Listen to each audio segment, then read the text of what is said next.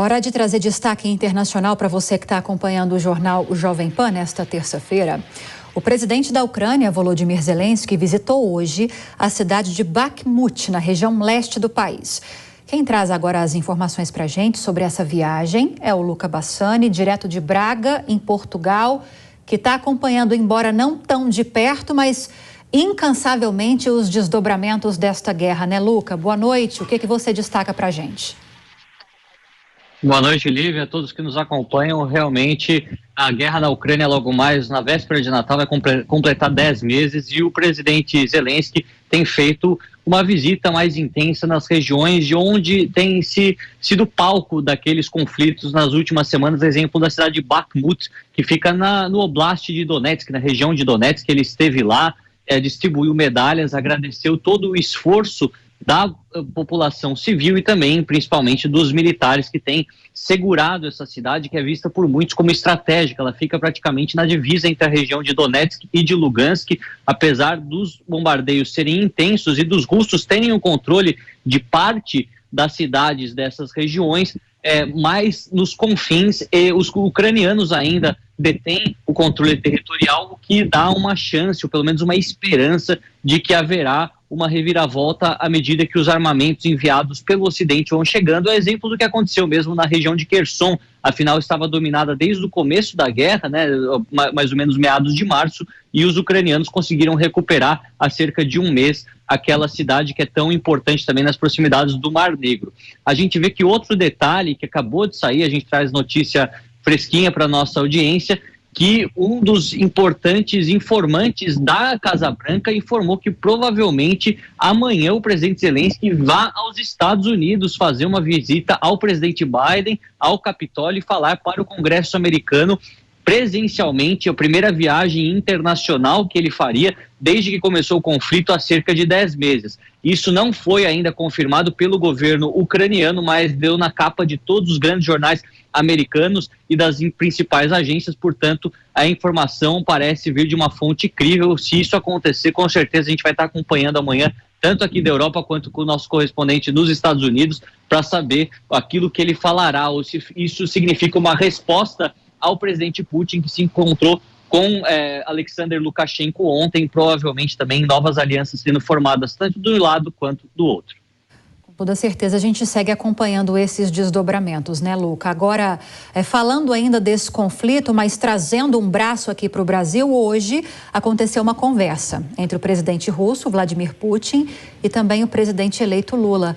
O que foi tratado nessa conversa? Exatamente, foi a primeira conversa que o presidente eleito Lula conversou com Putin desde que as eleições foram concluídas no Brasil.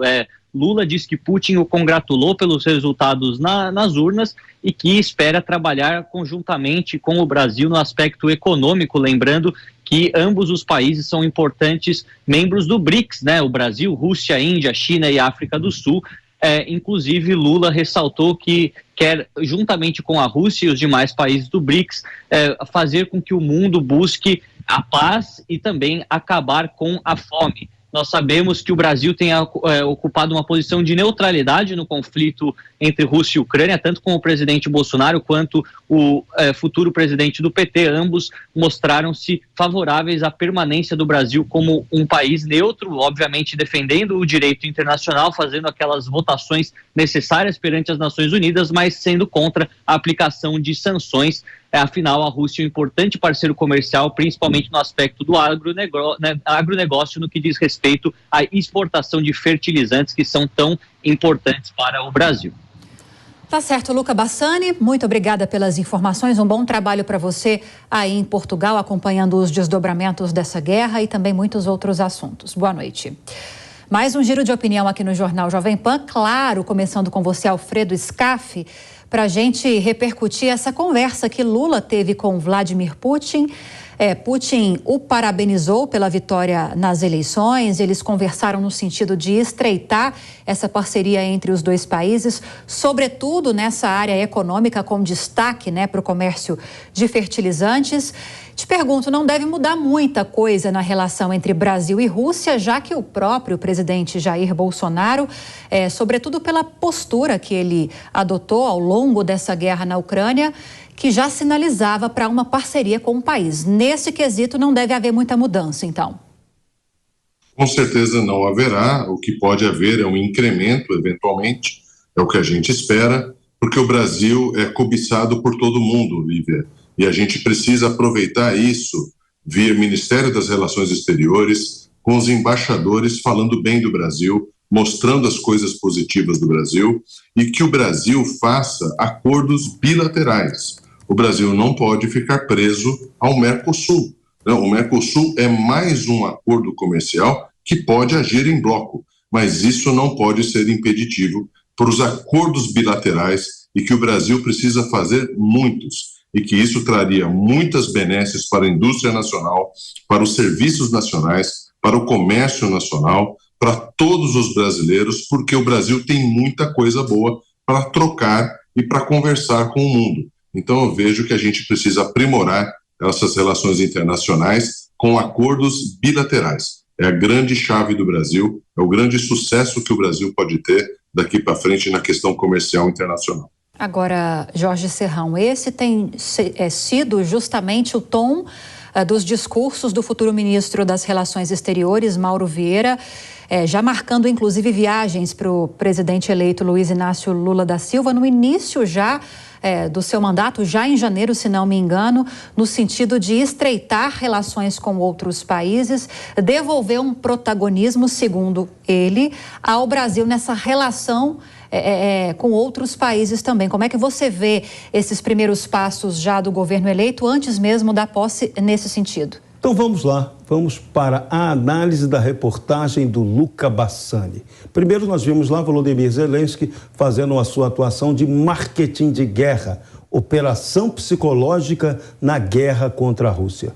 Logo depois, a gente vê o mesmo caso do brasileiro, presidente eleito Lula, numa ligação com Vladimir Putin, falando de paz, falando das relações internacionais, que ele também estará no mundo de novo, fazendo o Brasil ser conhecido.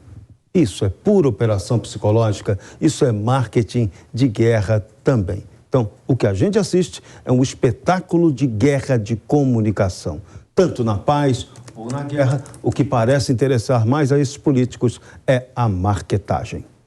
E sobre pelo menos esse início de articulações do governo eleito por meio do futuro ministro Mauro Vieira, de estender essa relação do Brasil com outros países, de agir, segundo ele, de forma diferente com que agiu o atual governo do presidente Jair Bolsonaro, faz sentido para você?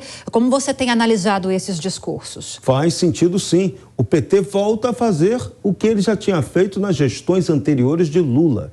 Veja, Lula foi um dos presidentes no mundo brasileiros que mais fez propaganda de si próprio no exterior.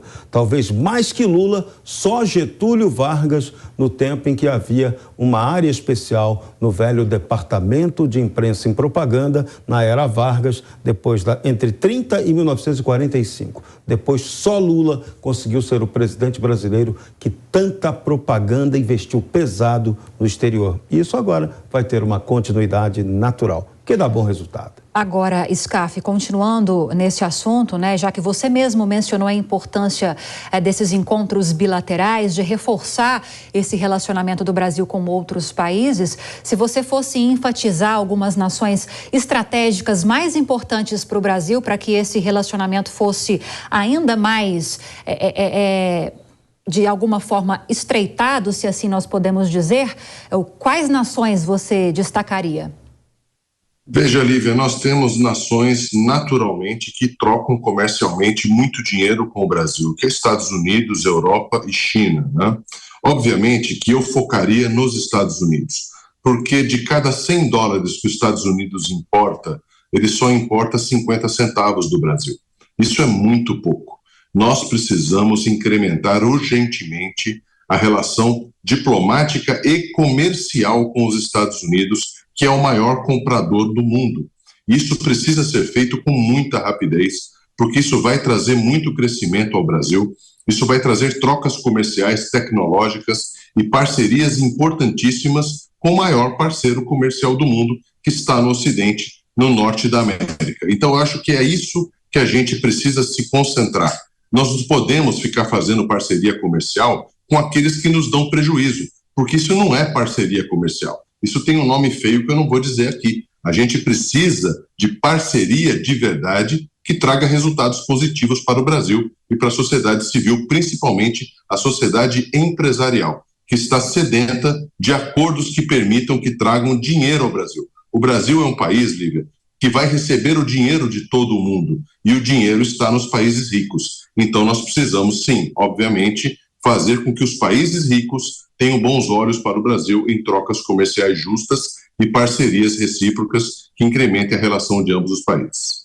Ora, Serrão, em relação a essa parceria Brasil-China, logo depois que Lula venceu as eleições, Xi Jinping também fez um aceno positivo, parabenizando Lula pela vitória. É de se esperar que haja uma parceria ainda mais consolidada nesse novo governo. Como você vê essa parceria? Como o SCAF destacou esse relacionamento Brasil e Estados Unidos? É preciso também enfatizar e valorizar essa relação com a China, que tem ganhado cada vez mais protagonismo? Sim, a tendência do governo Lula é de um aumento da parceria com os chineses, não só do ponto de vista comercial, mas principalmente do ponto de vista ideológico.